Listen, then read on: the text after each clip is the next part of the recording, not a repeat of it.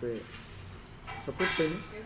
केहू केहू के किस्मत तो ना लेला, सभी अपन कला के माध्यम से आगे बढ़ेला, लेकिन फिर भी जितना जितना हमारा बुझाइल आज तक सपोर्ट ही करता आगे में, जबकि हमारे कोनो सपोर्ट के औकात नहीं थे, हम खुद आगे बढ़ल चाहते हैं। ओकरा बाद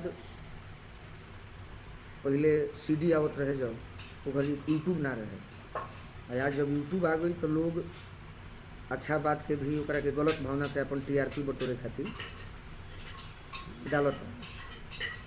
परसों अनुपमा पूछली अयान से, वो छोटा बाबू बाड़न जेकरा इलाज में करीब 16 करोड़ रुपया खर्च बा। हमारे हिसाब से सबसे पहले तो एगो कलाकार खातिर, एगो जनता खातिर जौन दिल से दुआ निकली उहे ओकरा के ठीक कर सकता, चाहे वो हम होखें चाहे दुनिया के कोई भी हो। दिल से हम मंच पे भी दुआ देहनी कि हमारा अपना दुआ आशीर्वाद बा, भगवान करस कि बिना पैसा के ही बेचारा ठीक हो जाए। देखिए, जब कलाकार एगो मंच पर रहेला अपन धुन में, तो वो घड़ी सिर्फ ओकरा चिंता रहेला कि कैसे हम जनता के मनोरंजन करें। वो घड़ी मंच पे प्रधानमंत्री, मुख्यमंत्री सबके बात आवेला, तो कोनो भी बात वो कॉमेडी के भाव में ही बोलेला। तो जब वो अयांश के बात छेड़ल तो में से 2-4-10 लोग कहल कि अरे गावे आइल बड़ा लोग की है मुहिम छेड़े। हम कहनी सही बात बा, लेकिन फिर भी नया नया एगो कष्ट बा अयांश के, तो उतना दिन से हम दुआ कैले, हम जा ना पौनी। ऐसा नहीं है कि हम मदद नहीं कैले, जो भी मदद आज कैले बा वो में से हमारा अपन लोग भी बा। जब ऐसा हमारा मन में भावना रही तो हम सबके मना भी कर सकत रही कि ना तू लोग मदद मत करी, हो जा गलत बा, चाहे अयांश के माता पिता गलत बा।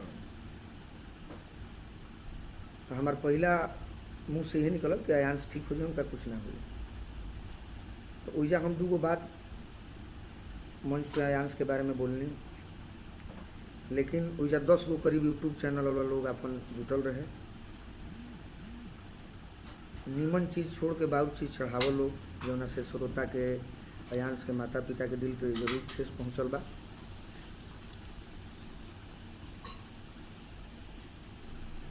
तो वो बात के बाद वजह से हम बात के अपन बंद करके फिर गाना गावे लगन। इससे करीब 1:30 बजत रहे समय। सबसे ज़्यादा अयांश के बारे में बोलना खातिर अगर बुरा लागल हुई, हमरा लगता कि भोजपुरी के कलाकार लोग, ऐसे कि जे जमीनी स्तर पे बा, जे दिखावा ना करे, वो अपन मदद कर चुकल बा। वो कभी ना कहे कि हम फेसबुक पे ऐसे ऐसे। आज हमरा सुबह में पता लागल कि शायद बड़े भाई राकेश मिश्रा जी भी कुछ हमारा बारे में कहले बानी। वहाँ के तक है तो हम नाम भी नहीं ले ले। तो ये हम सोच के ना बोलनी कि अयांश के माता पिता के दिल के ठेस पहुँचे।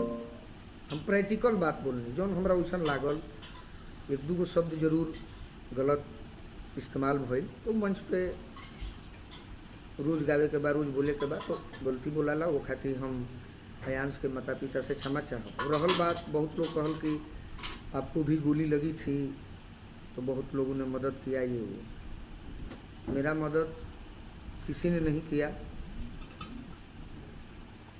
एक जो हमारे दिल में हैं, जो हमारे परिवार से जुड़े हैं, उन्होंने मदद किया। मदद कुछ नहीं किया, बस एक हिम्मत दिया कि नहीं तुम्हें कुछ नहीं होगा।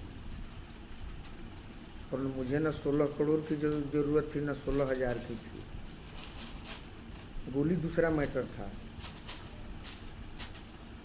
उस पर भी बहुत लोग गलत लिखले बा। हमरा 16 करोड़ की ज़रूरत थी, कभी ना पड़ल। श्रोता के आशीर्वाद, दुआ जाए के सबके एक दिन बाद भगवान गोद में उठा के गोलू के बचौलन। कुछ ऐसा भाई जे हमार दिन रात खड़ा रहलन, जैसे डुमराव के टूना सिंह, बबलू राय, गोलू राय, हृदय सिंह, कृष्णा सिंह बलिहार। शायद वो लोग ना रही तो हम हॉस्पिटल भी ना पहुँचती। बनारस गईला के बाद बहुत ऐसा भाई जैसे अशोकानंद चाचा बानी, अभिषेक पांडे, टिंकू बाबा हमार बड़ भाई बानी, राहुल सिंह बाड़न, हमार माता पिता, हमार गांव जवार। सबसे पहले फेसबुक के ज़माना बा तो लोग का कही उसे तो कोनो बात, लोग आज तक केहू के छोड़ले नहीं थे कि गोलू के छोड़ी। अगर गोलू के व्यवहार के बारे में पता करे को होगा नवा डिजाइन हमारा गांव पे जाई और वही जा पूछब कि गोलू हिंदू मुस्लिम हर जात के लोग के का भाव दिलन, लड़का के भाव दिलन, तब रूरा पता लगी। ये तरी फेसबुक पर हुआ लिखब का कहब तो खैर जनता बा, जनता आज तक केहू के नहीं खे छोड़ ले। बहुत लोग ई कहल कि हम घमंडी बानी, सही में हम घमंडी बानी। ऐसे कि जब हमार गीत के शुरुआत हुई बार बार सबको जानत हुई, हम कभी पवन सिंह के बुराई करेला, अच्छा चीज़ भी बुराई तो हम ना करी, खराब चीज़ के बुराई करेला ओकरा बाद भी लोग के दुख लागेला। तुम सब तो बात के बात बा। आज तक हमार जीवन 21-22 साल की उम्र समाज या पब्लिक खातिर ही समर्पित रहा। हम समाज में आज तक पैसा के महत्व ना देनी। 24 घंटा हम होके चाहे हमार साथे रहे वाला भाई, हमार परिवार, हमार माता पिता, हमार बड़ भाई, 24 घंटा समाज के बारे में समाज मने जे भी आई ओकर हम मदद कैनी। ई ना कि फेसबुक पर देखावे लगनी, अपन पैसा के कभी महत्व ना देनी। इहो ना कि हमारा सुपर स्टार बने के भावना रही। आज तक कभी जनता जनार्दन के अपन गीत से, अपन शब्द से दिल नहीं तोड़ ले, रोज सब जानत है। तभी आज ऐसा लगेला कि हम छोट उम्र में छोटा कलाकार होते हुए भी घर घर के बेटा बनी, जेकर गीत माता मोहन, भाई, चाचा, बड़ बुजुर्ग सब सुनेला। तो सोशल मीडिया पे मजा ले वाला बहुत लोग बा, हमारा अपन लोग भी, हम पढ़तानी तो लोग लेता। ऐसे कि जे जमीनी स्तर पे बा वो बात हमार समझता, आ जेकर दिन रात यही काम बा वो कुछ भी लिख सकेला। वो खातिर हमारा पास जवाब नहीं थे। तो मंच के बात तो समूह ना लेवे के चाहिए। अभी कुछ दिन पहले खेसारी लाल जी के गीत आयल, पंकज नाम के लड़का कोनो वायरल हो गए। मगहिया जौन हमार भाई बा लोग मगह के